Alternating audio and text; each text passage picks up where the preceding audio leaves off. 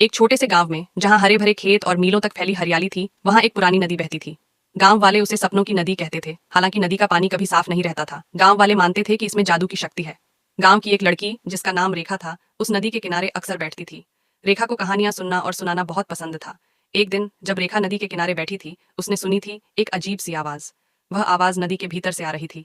रेखा ने सावधानी से नदी में झांकते हुए देखा तो एक चमकदार बूंद उसे नजर आई। बूंद ने उसे कहा, मैं नदी की आत्मा हूँ। तुम्हारी दयालुता और सच्चाई ने मुझे आकर्षित किया है। मैं तुम्हारी एक इच्छा पूरी कर सकती हूँ।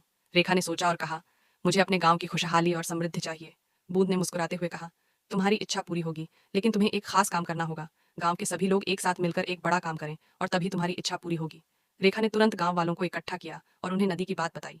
सभी ने मिलकर तय किया कि वे नदी के किनारे पर एक बड़ा मंडप बनाएंगे और एक विशेष पूजा करेंगे। गांव वालों ने दिन रात मेहनत की और एक सुंदर मंडप तैयार किया। उन्होंने नदी के किनारे पूजा की, गाने गाए और नदी को धन्यवाद दिया। पूजा के बाद